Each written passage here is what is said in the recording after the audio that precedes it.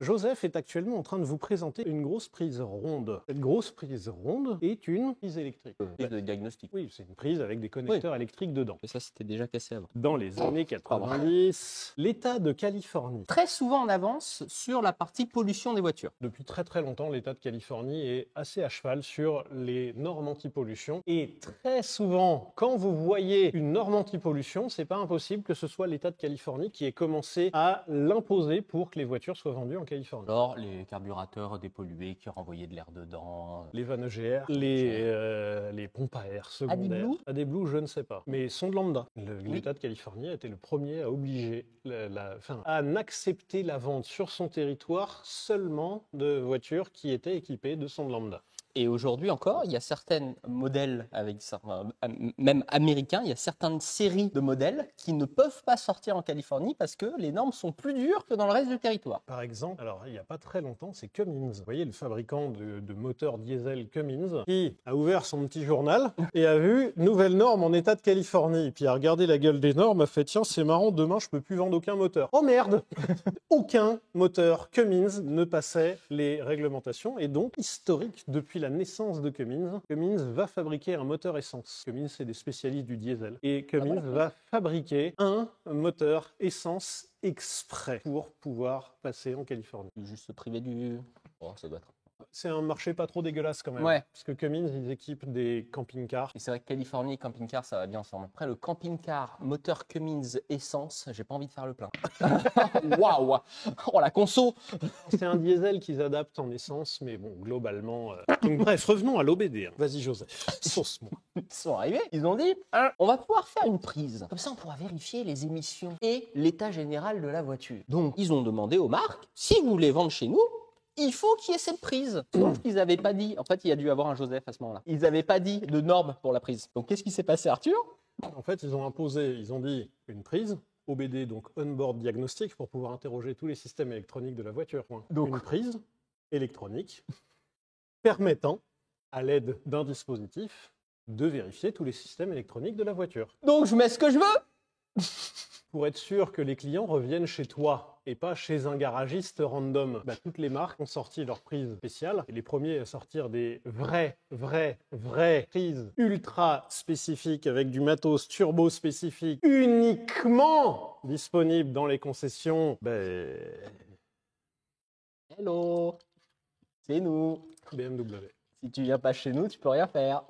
Et ce qui est marrant, c'est qu'ils se sont dit, mais attends, c'est parce que c'est rigolo, parce qu'on peut faire plein de trucs. Et en fait, réinitialiser l'échéance de vidange. Ah bah, si t'as pas l'ordinateur, tu peux plus le faire. Et donc, ça va faire un voyant moteur. Et puis, en plus, ce qui est vachement bien, c'est de modèle en modèle. Je pourrais en faire un différent à chaque fois. Comme ça, en plus, les garages, ils sont obligés de racheter des prises. Alors ça, BM, ils l'ont pas sorti celui-là. Non, mais parce qu'à mon avis, ils l'ont pas sorti parce que l'OBD2 est arrivé très vite. Mais t'inquiète pas que cette idée-là, elle a forcément dû germer dans la tête de quelqu'un. C'est sûr et certain. Et donc, l'État de Californie est arrivé. Alors, nouvelle règle. Pour les 2-3 connards, là. Pour les 2-3 Joseph, nouvelle règle. Alors maintenant, la prise, elle a une forme standard et il faut qu'on puisse lire ça et ça. De manière standardisée. Et aussi, elle doit être placée à un endroit... Pas tout de suite. Ah, c'était pas tout de suite? Ah, c'était pas tout de suite. Ah, pour moi, c'était dès le début qu'ils ont dit qu'il fallait que ce soit à l'intérieur de l'habitacle, autour du conducteur. C'est toi qui travailles, pardon, Joseph. Excusez-moi. Ça a été après, pardon. Non, la première OBD, c'est Non. prise standardisée. La première OBD 2, OBD2, pardon, c'est prise standardisée et avec un certain nombre d'informations lisibles. De manière standardisée. C'est-à-dire que, en fait, vous avez dans la prise OBD, c'est un bus CAN, CAN, ça s'écrit, qui vous permet de communiquer avec le reste de la voiture. Et pour avoir des réponses de la voiture, il faut envoyer une trame. Donc, c'est une information bien spécifique. Et au début, chaque constructeur s'était peut-être dit, on va faire des trames bien à nous, comme ça, personne ne pourra rien dire.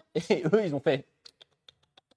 Tout ça, c'est de cette manière-là, c'est tout le monde comme ça. Sinon, vous ne vendez pas la voiture chez nous. Mais les constructeurs se sont dit, du coup, dans l'OBD2, on va faire en sorte que plein de trucs vont pouvoir être lisibles, mais on va restreindre les choses lisibles par tout le monde. Ça veut dire que pendant longtemps, et même encore aujourd'hui, il y a une chier de trucs que vous pouvez faire par la prise OBD2, mais qui sont bloqués par le constructeur parce que l'État de Californie et certaines autres instances de régulation n'ont pas encore réguler le truc. Ce qui veut dire qu'en fait, au niveau des voitures modernes, où vous avez vraiment maintenant qui passent par des bus CAN, que ce soit tous les capteurs, votre autoradio, les régulateurs de vitesse, les témoins d'usure de frein, tout passe par ça. Chaque constructeur fait sa sauce et surtout, selon les modèles, parce que comme ça, vous êtes sûr que là, pour le coup, que la concession va mettre à jour leur valise, ne lit pas de la même manière. C'est pour ça que souvent, quand vous allez voir des garages indépendants, ils vous disent « Ah bah là, je peux rien faire parce que j'ai pas la valise. » J'ai pas la valise. En fait, il a la valise pour lire une certaine quantité d'informations. Il va pouvoir lire le régime moteur, il va pouvoir lire la valeur des sondes lambda, il va pouvoir lire certains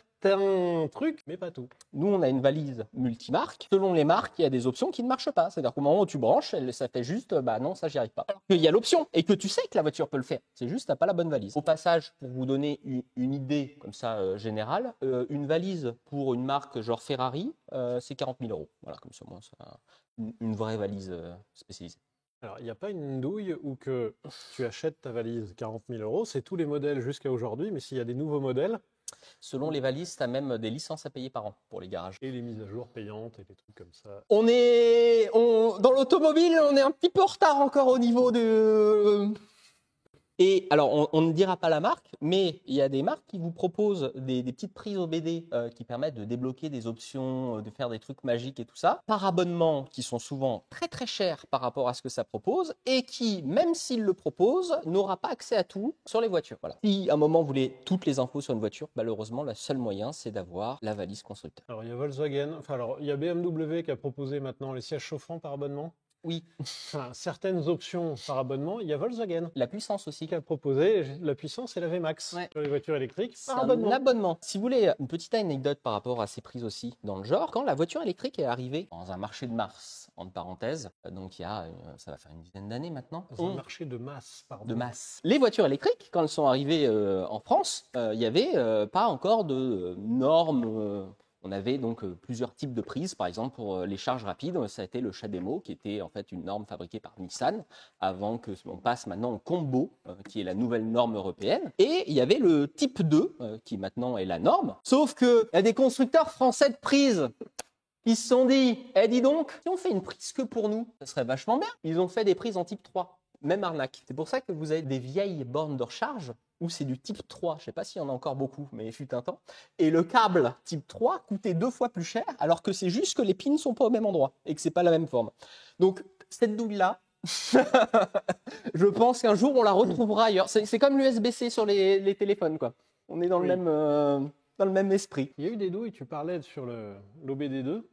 Effectivement, l'OBD2, quand ils ont entendu qu'il fallait un certain nombre de lectures possibles, enfin un certain nombre de données lisibles et trucs comme ça, ils se sont dit ouais, mais on peut faire en sorte que ce soit imbranlable à accéder, genre tout planqué derrière une boîte à gants ou un tableau de bord ou un machin, pour que ce soit bien casse-couille, et ils ont caché les prises. Ça veut dire qu'à certaines bagnoles, la prise, elle est pas inaccessible, mais il faut démonter pas mal de trucs. Alors, en prise du genre, c'est sur le... Alors, je suis navré, j'ai encore parlé de Tesla, je sais que c'est... Mais bon, pour moi, j'ai cette expérience. La prise OBD sur une Tesla modèle X, elle est au niveau du tableau de bord au centre, sauf qu'il faut dégrafer un petit porte quelque chose, un porte-téléphone, on va dire, ou enfin un espèce de boîtier, sauf que si tu le sais pas, et vu à quelle force il faut forcer pour l'accéder, tu as l'impression que tu es en train d'enlever ta voiture pour juste avoir ta prise diagnostique derrière. Pourquoi ?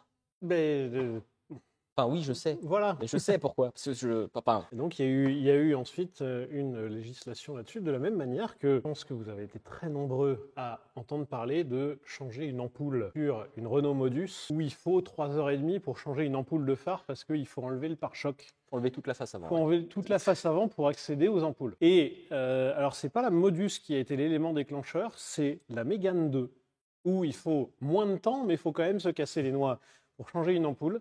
Il y a une législation européenne qui est sortie.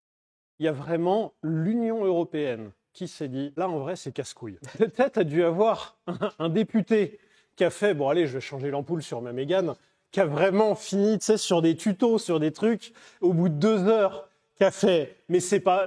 Lundi, on en parle au bureau. Regardez mes mains. Tu me diras, les prises iPhone qui sont passées en USB-C, c'est l'Europe. La disparition du type 3 pour le type 2 et le combo, c'est l'Europe. Et même là, on est passé à une station-service il n'y a pas longtemps. Pour les camions, il y a des grosses stations de recharge maintenant qui commencent à apparaître sur l'autoroute. Et bah, c'est du combo, c'est des prises standardisées. Comme pour. J'ai très envie d'essayer de brancher une voiture standard, voir sur la. Est-ce que. Enfin, il va limiter, je pense qu'il va détecter. Si c'est possible. Il va pas faire exploser ta voiture. On verra la story de la voiture qui brûle avec la prise encore. Eh ben non, ça limite pas finalement.